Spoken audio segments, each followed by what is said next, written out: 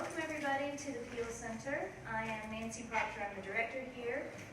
This is our host for today, Nate Kauser, and also one of our first participants, Lamontre, from the Say It Like It Is program, which is a program that really grew out of the very first storytelling project that I got to do in Baltimore called Be Here Baltimore. Our aim really was to work with the cultural storytellers of the city to help their stories and their voices be heard more broadly, but also help create a more inclusive cultural record for the city. Our long-term aim, by giving these stories and these storytellers a sort of a more permanent home here at the Peel, is to start changing the narrative about the city, to make sure that there are stories out there, besides the ones that tend to get kind of recycled on the evening news, and that the city really is recognized and appreciated for all of its diversity and all of the different communities and creators that live here. So the Be Here Baltimore program started out in 2016. We had a grant from a mobile company called Easy Travel that allowed us to provide microgrants to storytellers to create tours of the city, and then we helped publish those digitally on a range of platforms to really increase the audience. In 2017, the Baltimore National Heritage Area, through their Heritage Investment Grant Program, very generously gave us a grant that allows us to give out more microgrants to storytellers. So one of the ways we've been working with that microgrant program is with Nate Kauser from the Artist Exchange Radio Show, which is an internet radio show that's on Be Exposed Radio. And he's working with storytellers to kind of help us professionalize and expand our reach, and also through the Say It Like It Is program. So just a word of background from my perspective, and then I'm going to hand off to Lamontre to give you more details. One of the things that we really want to make sure we're doing is working in a very grassroots up way, that it's not me or anybody else at the top of a pyramid dictating which stories get told and which ones get preserved. So we really wanted to go from talking to listening mode, if you will. And I had the great opportunity to meet Professor Audra Buck-Coleman from the University of Maryland. She was the convener of a project called Be More Than the Story, which resulted in an exhibition at the Reginald F. Lewis Museum in early 2016, in which high school students from the Augusta Fells Savage High School created an exhibition about their perspective, their response to police surveillance in the wake of the uprisings and Freddie Gray's murder. So that, her working process in which the students really took the lead and decided what the exhibition would be, really impressed me, as it is exactly the sort of paradigm, the sort of model that we wanted to use here at the Peel. So I asked her to help us figure out how to do a storytelling program with local high school students about their experiences of race and segregation in Baltimore schools. The idea for that really came from two places. One, when we were doing Be Here Baltimore, we found that a lot of universities, including Loyola University, and representatives from that project got involved with Be Here Baltimore. They found that it was a really great way to get students off campus into communities around Baltimore, learning about local stories and meeting people, and really starting to appreciate as they document the city. So we created a kind of special series called Be Here EDU to support those academic efforts, uses of storytelling. Then when I came here to the Peel in 2017, I learned that one of the really important parts of this building's history, after it was the first purpose-built museum in the country, after it was Baltimore's first city hall, it became home to male and female colored school number 1. Now, that was one of the very first public schools for people of color in Reconstruction era Baltimore, and it was the first of those schools to offer a high school education to African Americans in the city.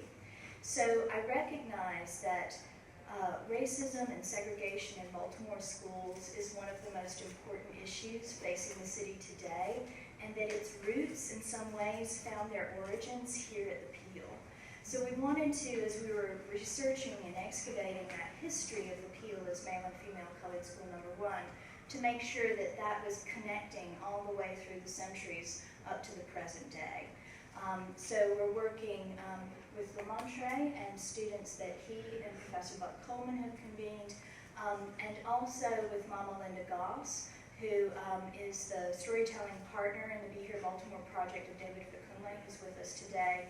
She is herself a graduate of a colored school, a segregated school in Tennessee, and this fall she'll be running a program here at the Peel called How We Got Over, where she will be interviewing other graduates of segregated schools about their experiences. So now we have finally all the elements in place to connect the 19th century history of the building with 20th century lived experiences of segregated schools, and now the contemporary voices of local high school students as well.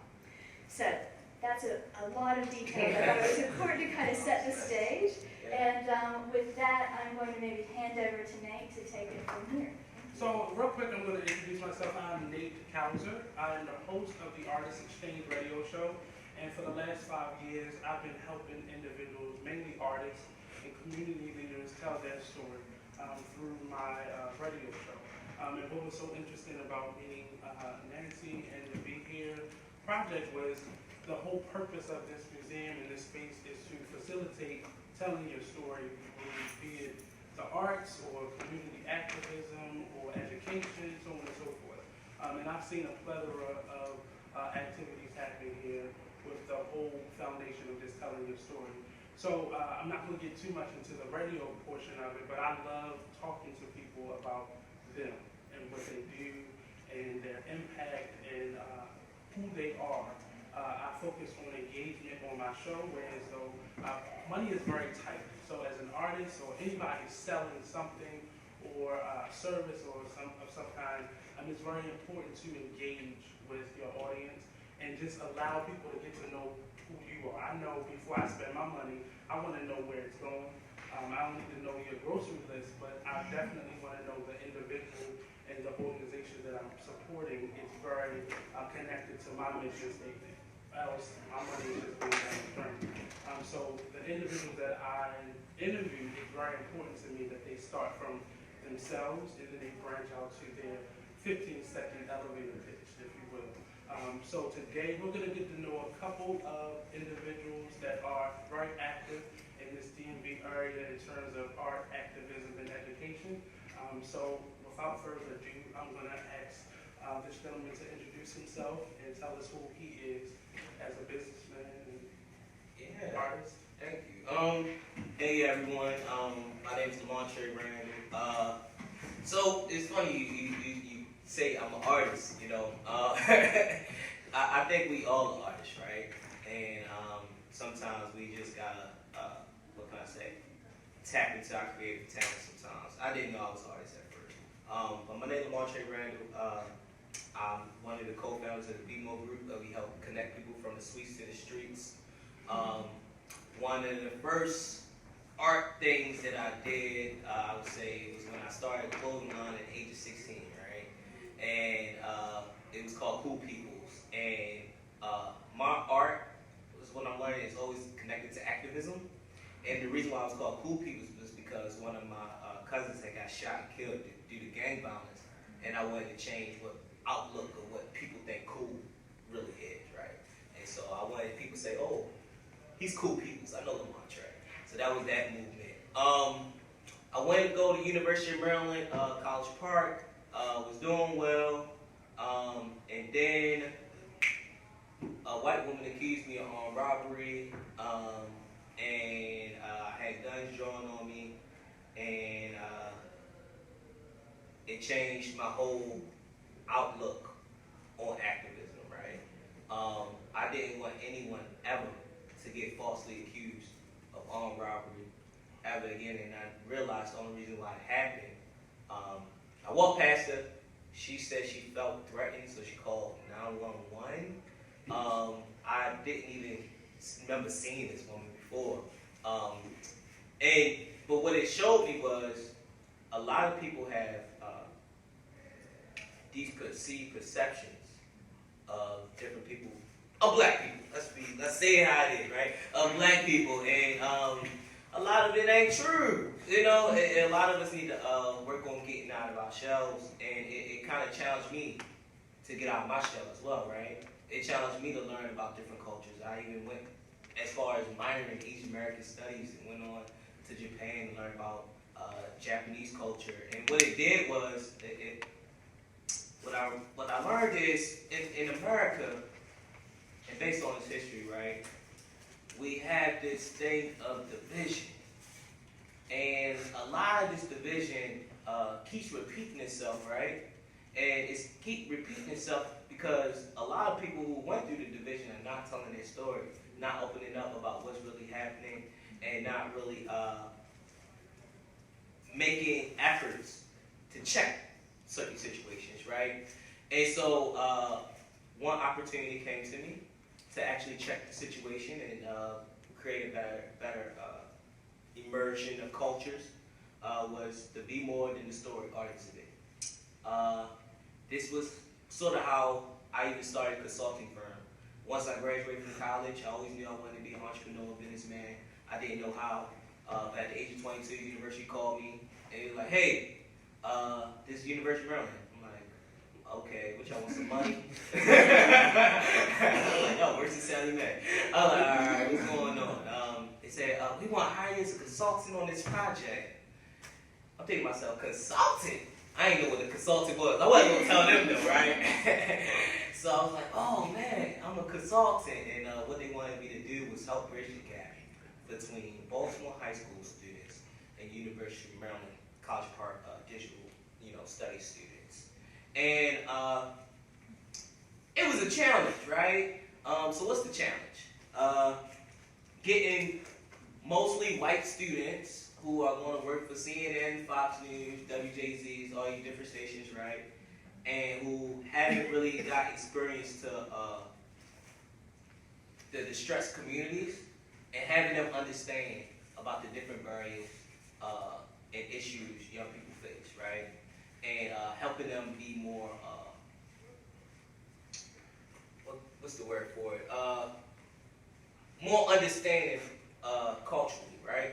And so pretty much making sure they don't say nothing crazy when they get immersed in the classroom with the students. And there was also another balance with the students, right? Because you're talking about high school students with college students. So you had to get the high school students comfortable in their skin, right? Most of them majority minority, and having them comfortable in their skin and comfortable with saying, "Hey, I don't want it like this, I want it like this."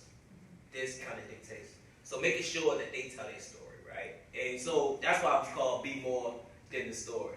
It's playing off of, forget what CNN, Fox News thinking about what the uprising was. This is our story, this is our belief, and this is what the uprising is. And it was beautiful. One of the most beautiful things that really hit me within the exhibit was it was vultures, right? You know how vultures usually prey on the dead. So we had vultures throughout the exhibit with cameras on it, and you was able to see, through the cameras, that the vultures were looking at you. They was like, "Yeah, that's how we feel about helicopters. Helicopters are constantly preying on us, making the sound at night. We can't sleep." And So based on what you've said so far, the word diversity keeps popping up in my head. Where do you think a city like Baltimore and cities like Baltimore are with becoming more diverse in terms of resources and just application of stuff to help people? That's a good question. And I'm gonna say it like it is, right? Baltimore is at a very interesting point, right?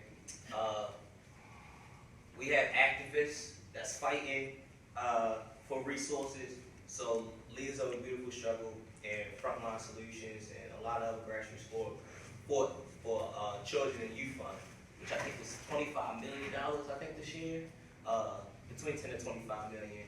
And what this was a fund within Baltimore City that that is geared towards making sure that grassroots orgs who are geared towards, what can I say, youth activism are getting paid and getting allocated resources. So that's a good fight, right?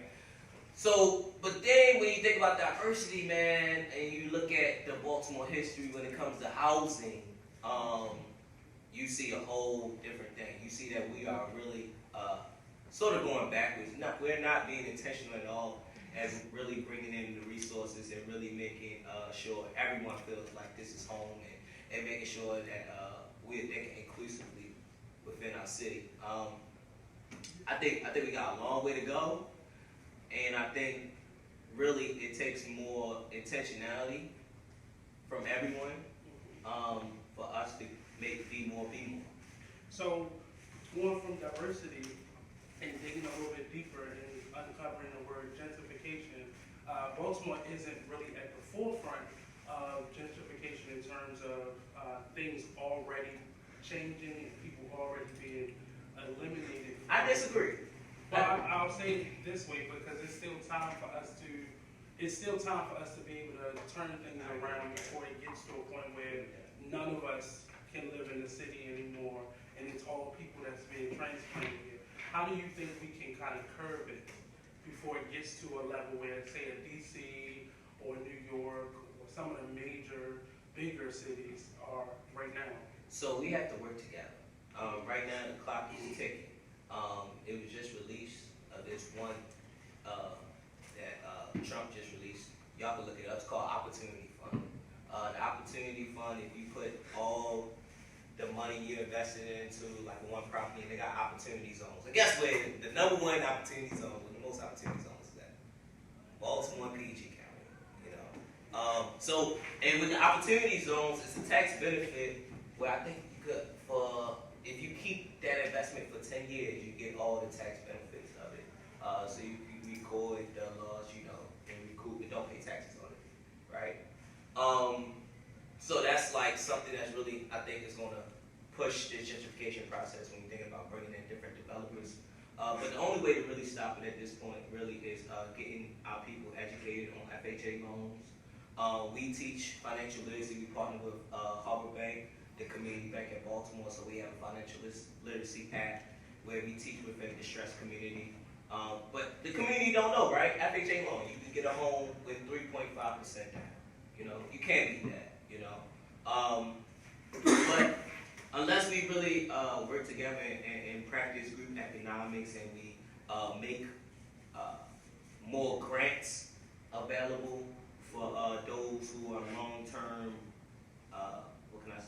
long-term tenants, and really being intentional and keeping grandma house, right, and keeping up with grandma house and renovating it, then I think we're going to see the same thing that happened in DC. But we just need an education. The education will help create that, you know. So because your focus is really young people, children, how are you in your organization kind of preparing the children for making decisions that will benefit them and not keep them marginalized? Yeah, education, right? So we teach the young people, and not only them, right? We teach their families about financial literacy. We also get them to become young activists within themselves, right? Tap into what they want to do, how they want to bring change to this world. We help them think about not I, but we, right? And help them think about creating a legacy, you know? Like I tell them, like, if you would die today, what would people say about you? I'm living so I could have a great last name, right? And so I want my funeral to be packed, and I want everybody. I want to have a monument here. You know, I want my face to be on the wall somewhere, right? And so if you're not living, you know, to establish a legacy, then you ain't living. And so that's kind of. So how do you talk to somebody that's 15 and 16 about forever when they feel like they have forever? That's actually so. Some of them may feel like they have forever, but a lot of the young people that I get caught up with, right? Sometimes it can be the hardest of the hardest. They feel like they don't have forever. Mm-hmm. Like the thing is in Baltimore is you don't they throw that as the culture, even if it's not true. That's what's thrown in your face. That's what you watch on the news, right? And so I had to fight that, right? When I'm trying to talk to them about legacy, like I gotta fight with, okay, you're gonna live long, and it really is really watching what they say, right? And I do it through hip hop. And so anybody know Tupac? Tupac kept saying, he was saying he was gonna die, and when you throw death out there, death comes at you. Whatever you bring out to the universe, I truly believe it comes right back at you. The same thing with Biggie,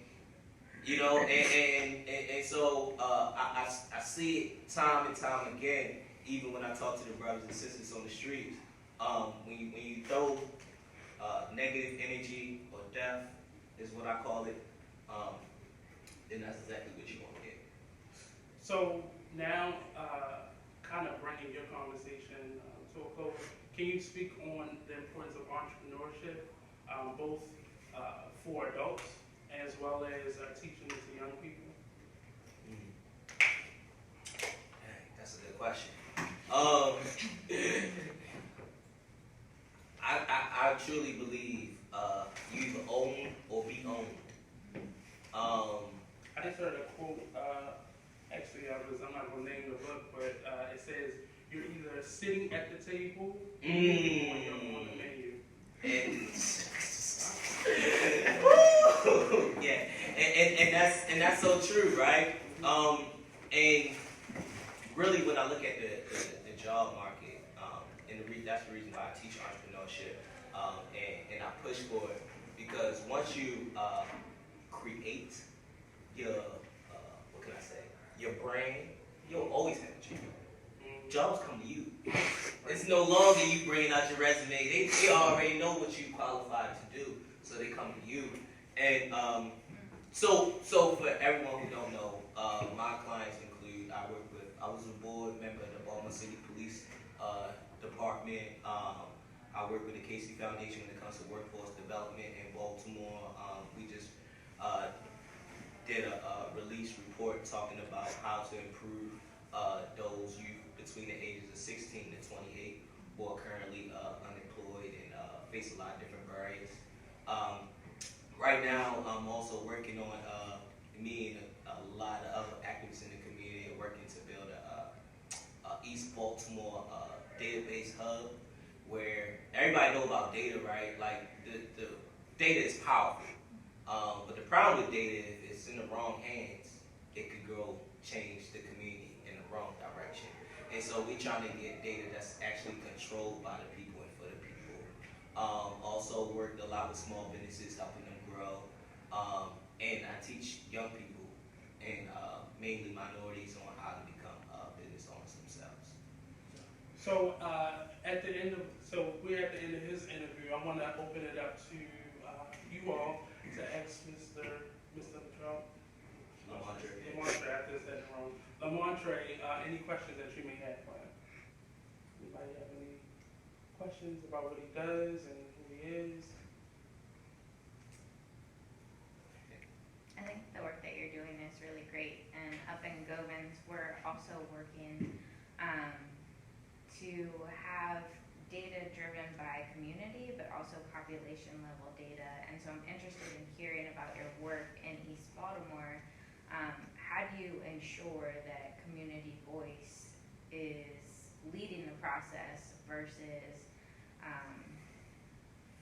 kind of put behind the population level data that's already there? Yeah. So within our team is community advisors, and mainly the community advisors are the ones within the community, and they're the consultants, right?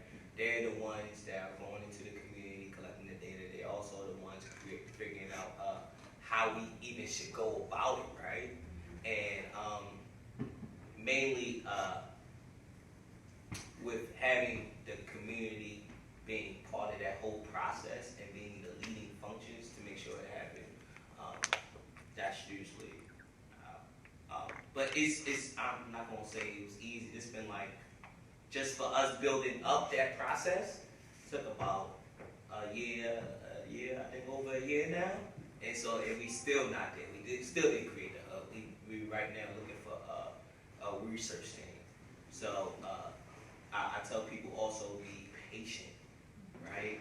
If you're talking about community and you create real change, you have to be patient and you have to be very intentional and flexible. Don't think your way is the best way. If you really want to include the community, know that your way may be changed and be cool with that. Any other questions? So I'm going to ask you just to get out where people can find you, maybe social media or how they can contact you, and in terms of like partnerships, what you may be looking for in terms of support. Awesome. So I guess first is support and partnerships. We're doing bus tours throughout the city, and we really giving people a real immersion of Baltimore and getting them the real feel.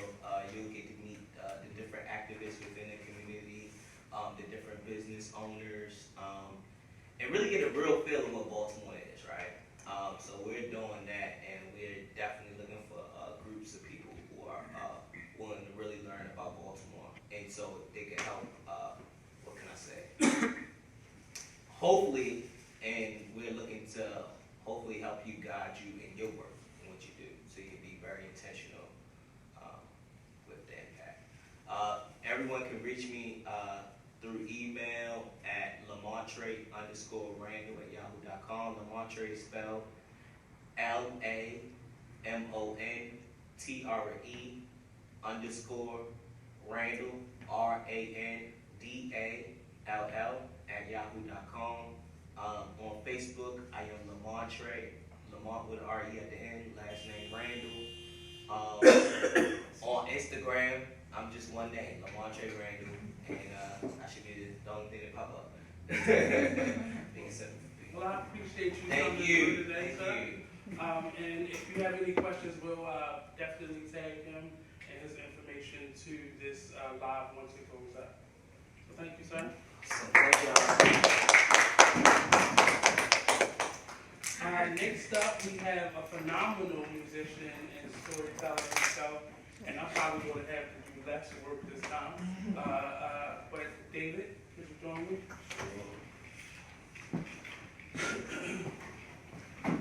I actually met David, how you know, sir? I met David for the first time, actually, I believe here.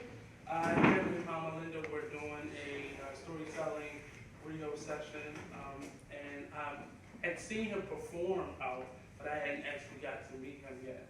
And then I got to interview him on air, and I should have said Dr. David. He just recently got his doctorate from Johns Hopkins University. That's a lot, sir. Well, you but I want to first let you introduce yourself and tell us a brief kind of backstory of who you are. All right, cool. So I am Dr. David Fakole. Born and raised in East Baltimore. I describe myself as a mercenary for change. So essentially what that means is if you have the coin and if you are about the liberation of people, you can call on me. I fancy myself as somebody who can operate in multiple sectors. So I am a researcher, I am a practitioner, I am an artist, I'm an activist, I'm an instigator. My sole purpose in life is to destroy the system, to be the virus that infects the system so that it ultimately dies. So that's how I describe what I do. Wow. I'm waiting for that first book to come out. And aside from him being a storyteller and an activist, he's actually a musician. He's a drummer. How long have you been playing the drum? I've been an African drummer for well over 20 years. So when did it start? I started at, I think I was about 8 or 9 years old. It started because my mother saw a performance at the National Great Blacks and Whites Museum by the Sankofa Dance Theater. I think it was one of the Kwanzaa shows that the museum usually does. She saw this little boy around my age who was drumming. She said, "Oh, I want my son to do that." So she took me to the classes and I stuck with it and I've been drumming ever since. And you're also a member of Woodward? I'm a member of Word Productions, Social Change Theater Art Company. We utilize many artistic forms to talk about the truth and reality of Baltimore and the United States. It's black oriented, but it really speaks to the experiences that many people have when it comes to injustice. Can you tell us the framework or the foundation for your doctorate degree? Ooh, okay. So let's take you all back to 2009. So I graduated from the University of Maryland College Park, double major in psychology and criminology. I was always told by my parents that you have to get a graduate degree. You have to do better than us. You don't have a choice. So I realized that. So I didn't know what I wanted to do. Fortunately, before my senior year at Maryland, I did a research program at Rutgers University in New Jersey that introduced me to social science research.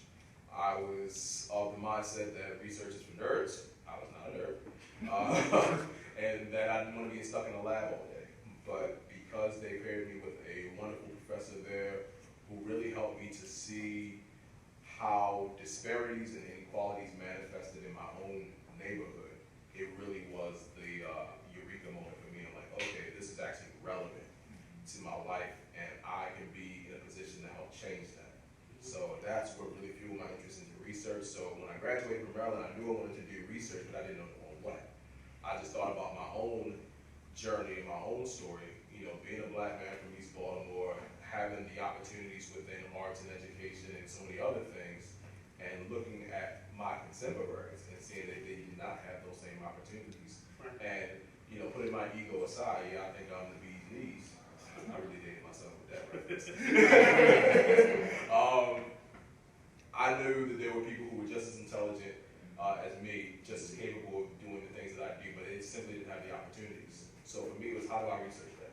What does that look like? How do we quantify that type of story in research? So I bounced around talking to different professors, researchers at NIH, UMBC, University of Baltimore. It wasn't until I talked to a professor at Johns Hopkins, a black woman, she was the one that told me exactly what I needed to do. Because everybody said you could do this, you could do community psychology, you could do urban planning, you could do social work, you could do clinical psychology. She told me, you need to get a PhD in public health. And she said I should get a master's in social work. I didn't do that, but I got the PhD in public health. And I said, okay. So I chose public health because someone told me to. Right. And it was the best decision. It really captures everything when you think about how the myriad of factors affect society. So I'm glad I chose public health because it really suits my style, which is I'm all over the place. So is public health. So a gentleman like you, and I know you for a little while now, but a gentleman like yourself who is so unapologetically black and not hesitant to tell you how black you are and where you're from, how do you exist in a predominantly white institution that is known for marginalizing this city Right. in their practices over the decades? I give you no choice. You don't have a choice but to acknowledge me. You don't have to like me, but you will respect me, and you'll respect what I do, and you'll respect why I do it. So my first day at Hopkins, when they were introducing the new students, the doctoral students, faculty, all that kind of stuff, I had my chance to stand up and introduce myself. We were on the 9th floor of the building on North Broadway in East Baltimore, my backyard. And I stand up and I say, I look around this room and I don't see a lot of people that look like me. I got into Hopkins in 2013, officially graduated May of this year. There hasn't been a black male doctoral student in that department since me. That's a problem. So I told them, there are a lot of people in here that don't look like me. My goal is that hopefully 10 to 15 years from now, I come back in this room and I see more people that look like me. So from day one, I made my intentions very clear. Sometimes in the streets they say you either roll with me or get rolled over. That was my nice way of saying that. Right. And whether it was conscious or unconscious, they rolled with me. They acknowledged me, they respected my approach, they respected my purpose, and they helped me to elevate what I do. Even now, I still have a good relationship with Hopkins, and I know a lot of people, let alone people of color, let alone students of color, can't say that. So It's anytime, strictly historical. oh yeah, let's how much time we have to get into the so all that now I came with all that knowledge, I came with all that understanding, and even that was something that I, as a black male from Baltimore, had to navigate that dynamic. Right. That I was now a Hopkins student. So it was almost like I crossed over to the dark side. And I had to make it clear that this is just an institution where I'm getting my degree. This institution does not and will not define me. It did not change what I stood for and what I did. Actually, it helped me to elevate what I did. I did not expect that. Coming out of Hopkins, being known as the storyteller, above anything else, was something I could have never imagined would have been the case. How will you use your music as well as your, I mean, you're real. I mean, Yeah. you're studying under many of them for years, and as well as an actor.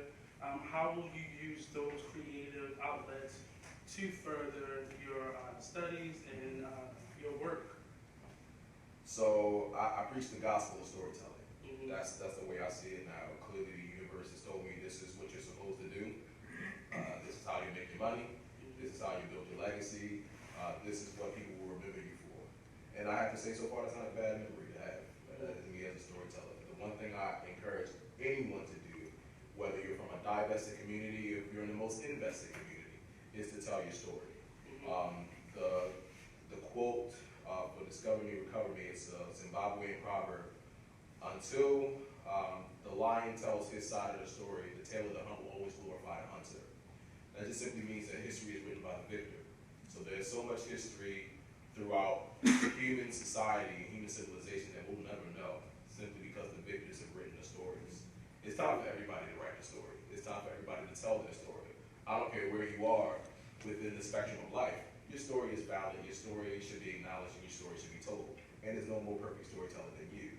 And there's nothing stopping you from telling your story. You just have to know for yourself, and a lot of times that takes encouragement, to know that your story is valid. It takes someone who listens to it. And that's what I do. I empower people to tell their stories. I give them the techniques, but really I just give them the encouragement. Because storytelling is an ancient art form. It's something you already know how to do. You don't have to go to school for storytelling. You don't have to get a certification or a degree for storytelling. You are already qualified to tell your story. The question is, do you want to tell your story? How truthful are you going to be about your story? And what's the modality by which you tell your story? That's the only things you have to answer for yourself. But once you do that, tell the story, because it needs to be told.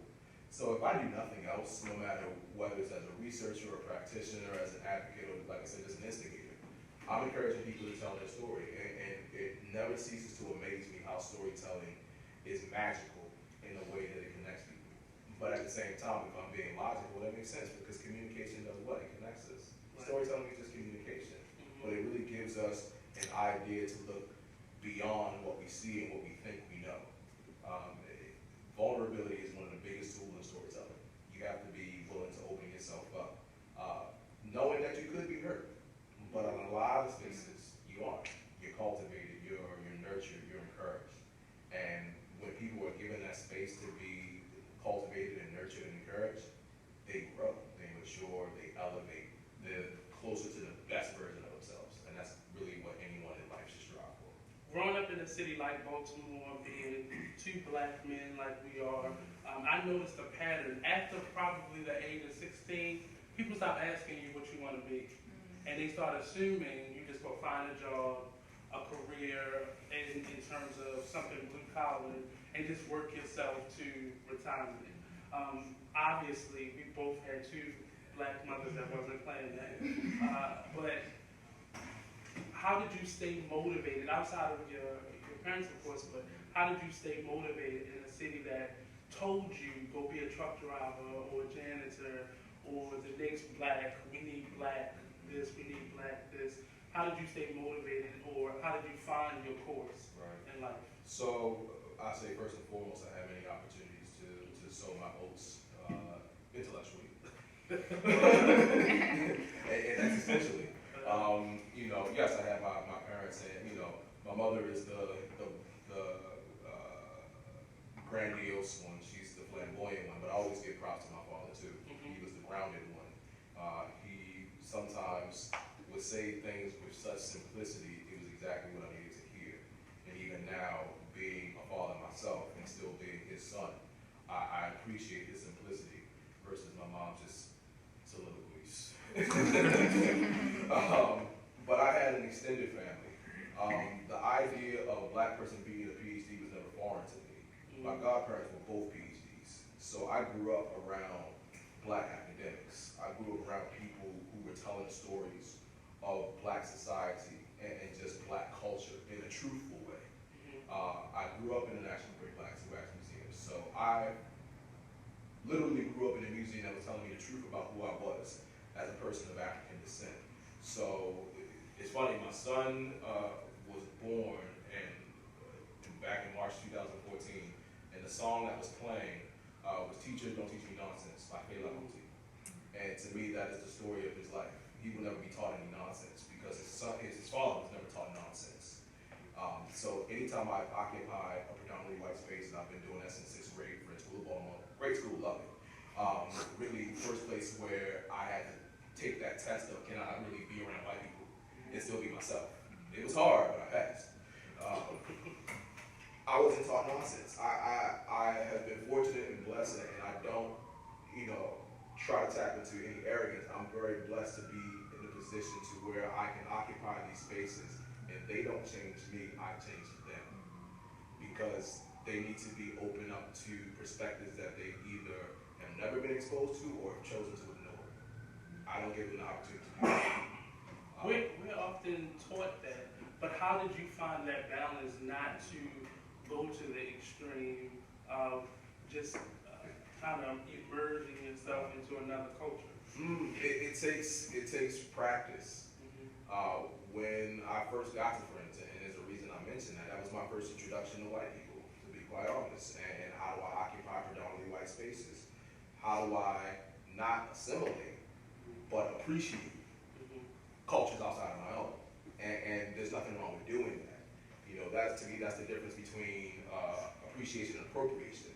I never claimed that their culture was mine, but I can appreciate what they provided me, what they introduced me to. Like I hope that they appreciated what I offered them, and what I appreciated about Friends is they gave me that. I told stories at Friends. I did African drumming at Friends.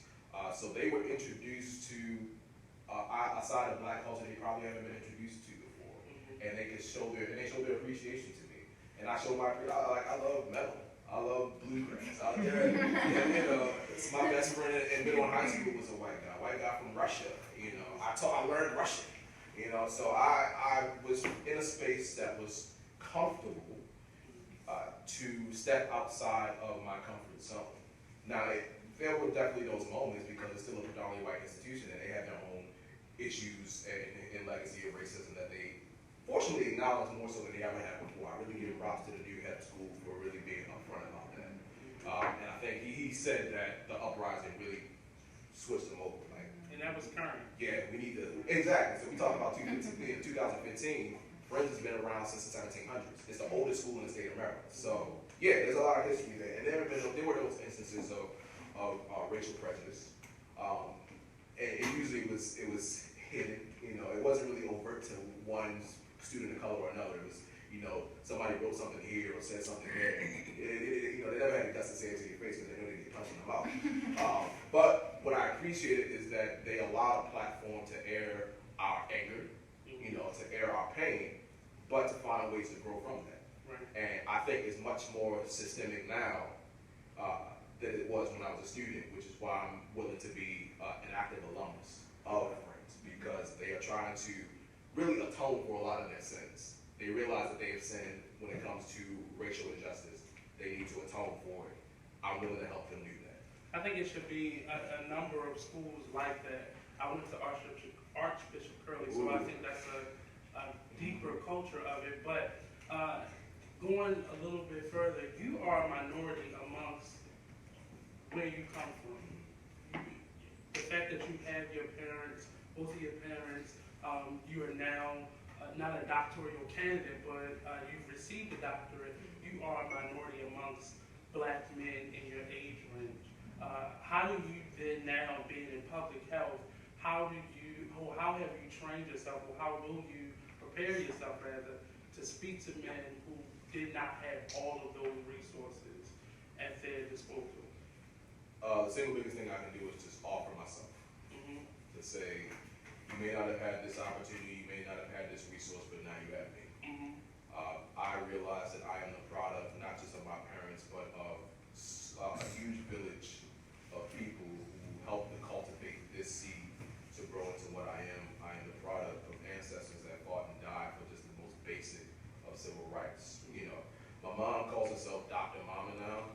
and it gets on my nerves because he's not really a doctor. But when I really think of her journey, she was born in the 50s, so she was born in the height of the civil rights movement. She was born at a time in Baltimore, lived in Baltimore, at a time of segregation, at a time where you would have never imagined in a million years that a person of color could ever have a PhD. And now not only does her son have a PhD, but her daughter has an MD. Wow. Okay, you can call yourself Dr. Harmon Decker, fine. She's gonna do it anyway. She's gonna do it anyway. But when I really think of it that way, I'm like, yeah, we are her American dream. We are what she thought was never possible. And not only did she do it once, she did it twice. So I'm always cognizant of just not just my own family, but the millions of black people, the millions of people of color who have been conditioned to believe that all you can achieve is this. Has she thought about going back herself? Because we live in an age where that is possible now. I think she's good. She's retired. She's got her pension. Both her kids are doctors. She's done her job. So I think she remains active. She's always been, and she has my son to pour all her love into now. And I've seen it already. We met the principal of his new school early this week. She is going to be a piranha in that school. But she's always taken education so seriously because education helped her to elevate within her family. I don't think there was anybody who got above a high school degree before my mother got a bachelor's and a master's. So she saw how education transformed her life, and then my sister and I were the quantum leap. She's seen how it's elevated our lives. So to me, she is gung-ho on, we need to improve education, not just in schools, but really in home. You can teach your kids everything they need to know at home, and then school is really the supplement or the complement to that, as opposed to being the necessity. She is 100% on top of that. So that's where her life's work is now. She's done what she needed to do for us, and now she's able to help. And she did that even with, while she was raising us, of course, but to help other kids to get those opportunities and just to know what is possible. And if I do nothing else, I just want to show people, not just kids, but people, this is possible. So, in speaking to a generation of individuals or generations where you're being taught to have a trade versus education, and I don't knock anybody's profession or job title, but I'm a person who strongly believes, because I have grandparents and aunts and uncles who did not finish high school, and I know how important it is to have at least an education. It doesn't really, because we have a lot of doctorals out there who are managers at fast food places, because the jobs just aren't there. But can you speak to individuals who, especially in this millennial age bracket, I don't need school. I have YouTube, I can do this without education. Can you speak to how important it is to be on the other side of that? Right. Good luck with that YouTube thing. That's like 1 in a million shots. And, I have to stop my son half the time from watching some of that stuff because it's just so stupid. It's not even as inappropriate as this dumb. But anyway, it's unfortunate, for a number of reasons, really capitalism, not to get super philosophical, that education in a lot of ways has become devalued. Because now you have to decide, do you want to incur tens or hundreds of thousands of dollars of debt to get a piece of paper that no longer really guarantees you a job? So I don't mind, to me, so I'll use my son as an example because he's growing up in this age. All these realities are set before him. And yeah, I have my resources that I can provide that are, atypical, relative to who we are as people of color. If my son wanted to go into a trade, go for it. Because it doesn't matter how educated you are, you're going to need a plumber. You're going to need an electrician. You're going to need somebody to do this and do that. So, and trust me, I had to come down off my pedestal and my high horse for that as well. Because I used to think, oh, you got to go to college. If you don't go to college, what are you doing? And then I used to be all uppity about, oh, you got to go to this college and that college. All college does, especially if you're talking about an undergrad degree, is demonstrate your capacity to think. That's all it really does. And that's important. You have to be able to know how to think critically. And in this day and age of fake news and just the alteration and manipulation of the truth and of stories, which is why stories don't think it's so important now, you have to be able to think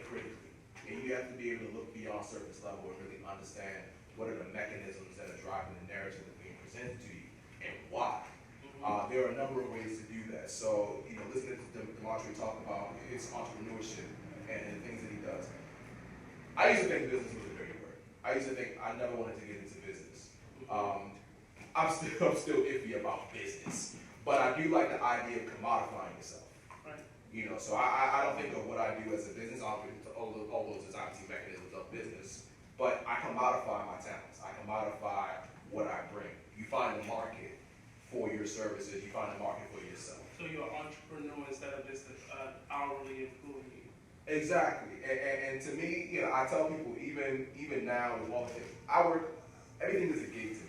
And being an artist, we do gigs. I'm like my postdoc at Morgan State University. That's my main gig. My storytelling organization. That's my side gig. Moonwork. That's one gig. Storytelling is another gig. So for me, it's how many opportunities are you given, and how many opportunities do you create to commodify what you do.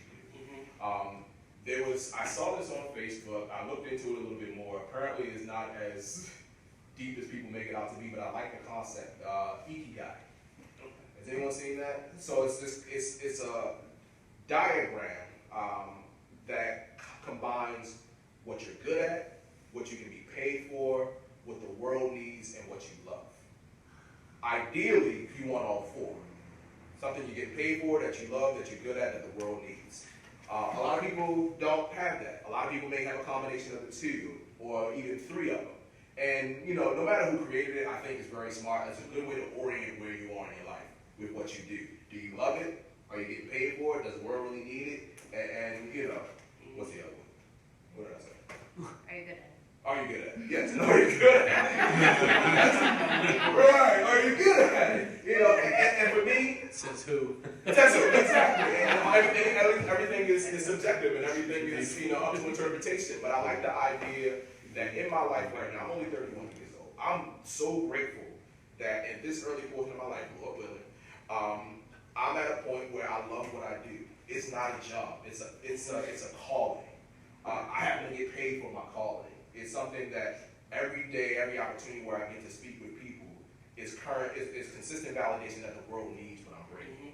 And I happen to be pretty good at it. So that's what drives me, the freedom of space and time. There's nothing like it in the world.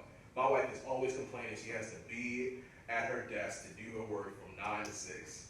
I can work whenever I want, wherever I want, however long I want, as long as I get the work done.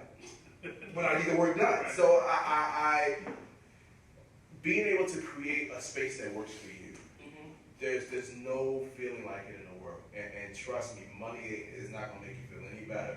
You get stuck in a place for 8 hours a day and you can't leave, but if you're exerting all this energy and you feel unfulfilled, there's no passion, there's no joy behind what you do, there's no gratification, whether it's for yourself or others. Man, I'm glad I went through those hardships early after college, finding jobs that paid well but were so unsatisfying. And to go through higher education to get this degree, which opened up more opportunities for me to create something that works for me and satisfies my needs in a number of ways. That's what I want for all people, to be able to find what that thing is for them that creates freedom of space and time and satisfies all your needs on a basic level, but really gives you personal satisfaction, either by helping yourself or helping others. I don't really care who you help somebody, even if it's just yourself. So I'm going to now open it up to you out there, maybe ask any questions that you may have to Mr. David, Dr. David.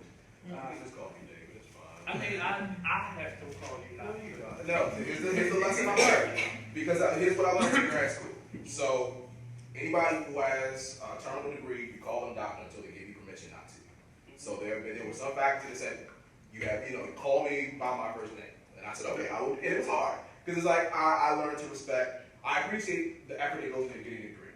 So it's not just blind loyalty to doctors. It's just, I know what it takes to get a PhD. My sister knows what it takes to get an MD. I respect that. So you have earned that title. But if you give me permission to call you by your first name, I'll call you. So I give you permission to call me David. All right. Dr. David. You always So are there any questions out there? Sherry? David, as you were speaking and you talked about the influence of your parents and, sort of knowing you didn't have that choice and then also growing up in that environment, where you got to intellectually really, express yourself and learn. I found myself being curious, since that came from your mother, I'm just wondering, did she grow up in that same environment? And she continued, or was, I'm always curious as to where that continuum comes from. Right. Well, I always have to specify I came from my parents, not just my mother, but my father as well.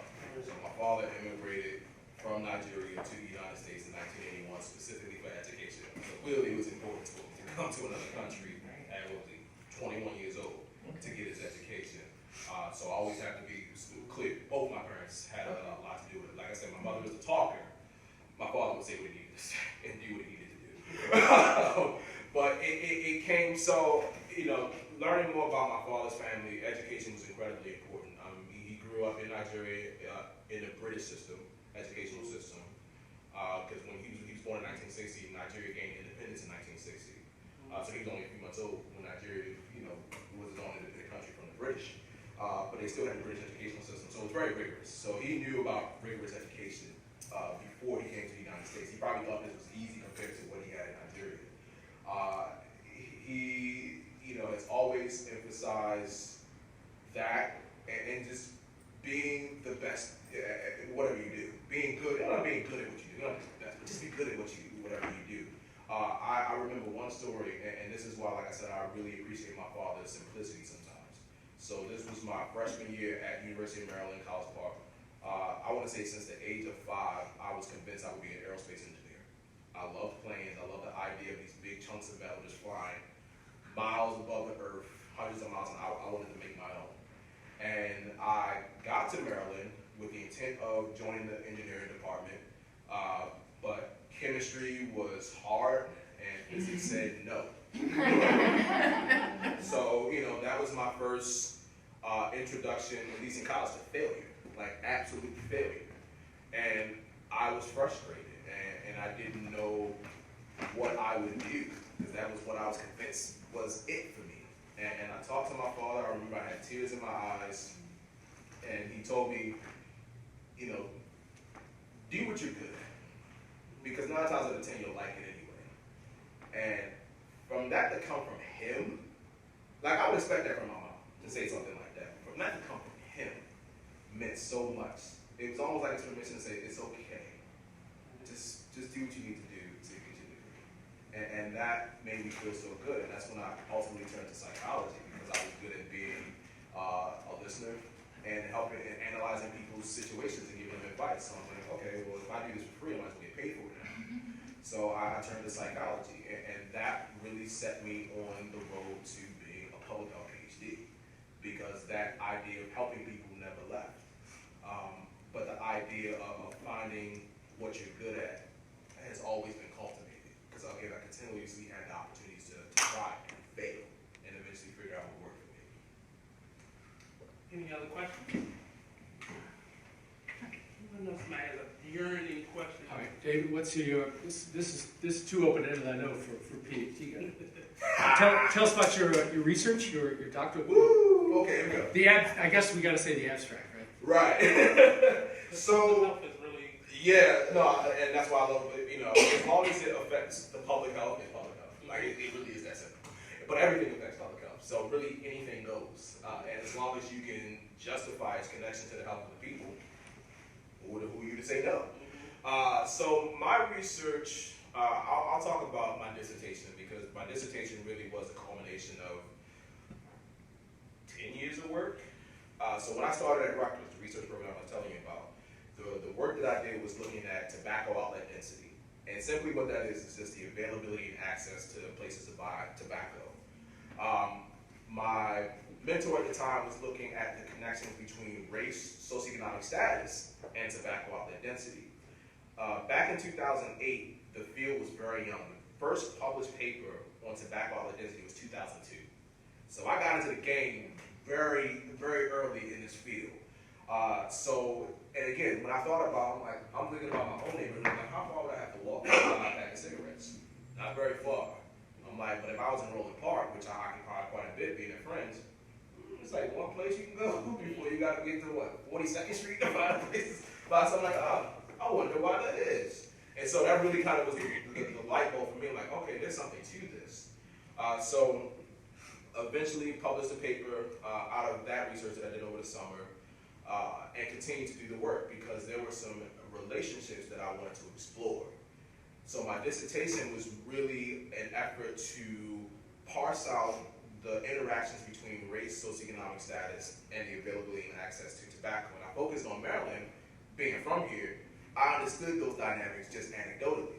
I've been to different parts of the state and I can see, how the composition of those areas relate to the availability of tobacco. And ultimately, too long didn't read.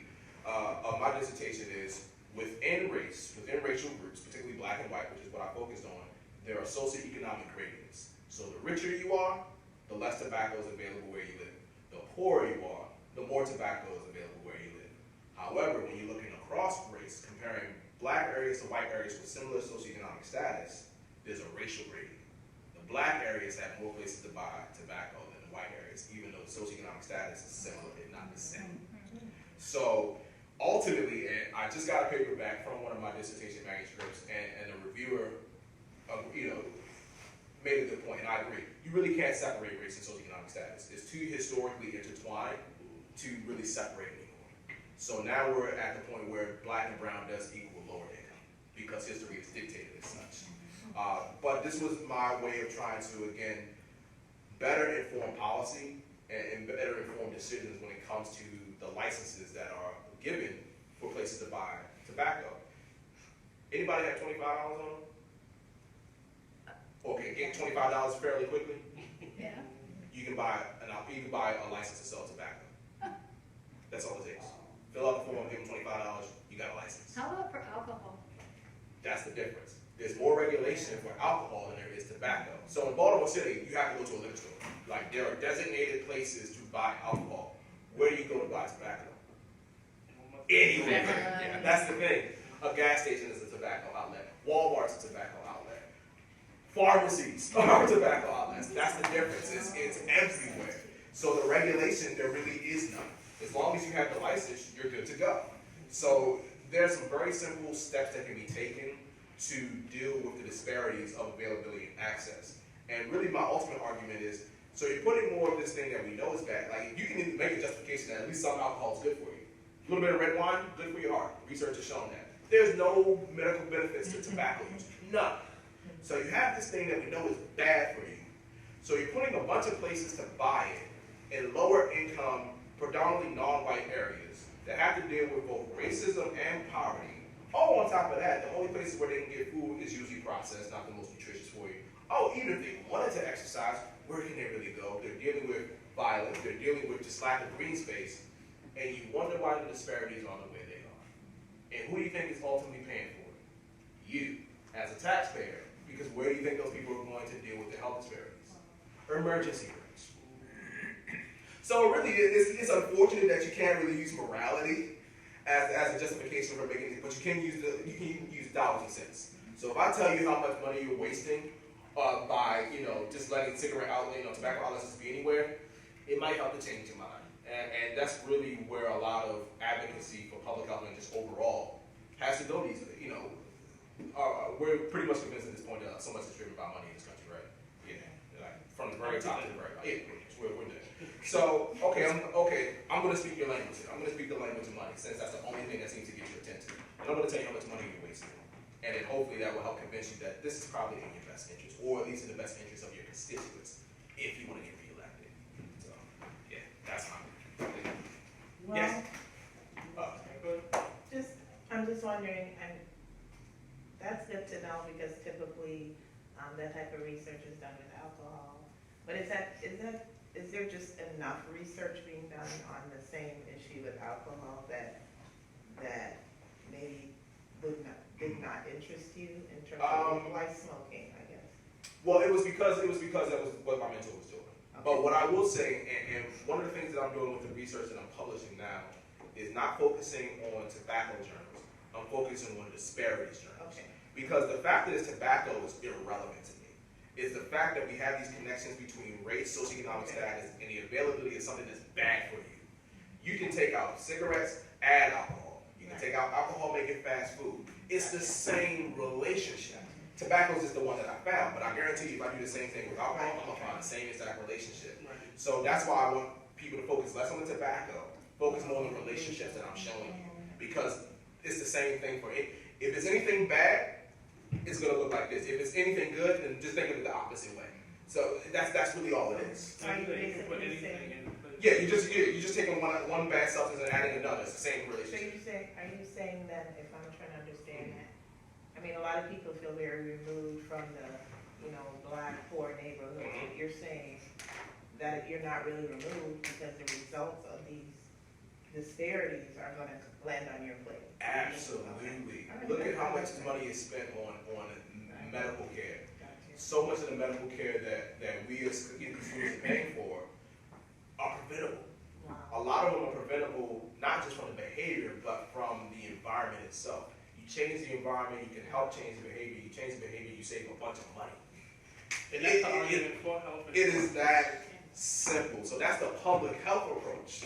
Yes, medical advances are important, great, but it makes more sense to be more proactive than reactive. You'll save more money preventing things from happening than trying to fix them on the back end. Well, education, incarceration, I mean, there's all these things. Yeah. Even in the cultural sphere, right? You don't have enough, but even in things like historic preservation, 30 years ago went into, we gotta talk about economics.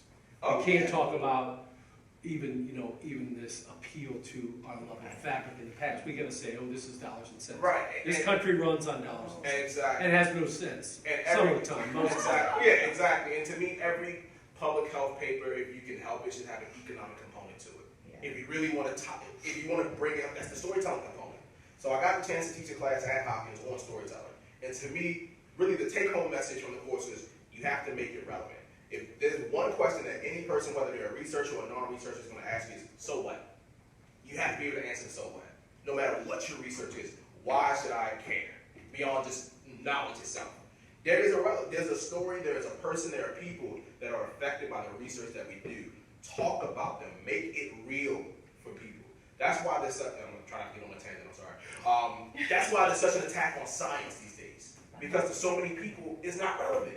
And we as scientists have done a terrible job of making it relevant. So it's not just them, it's us too.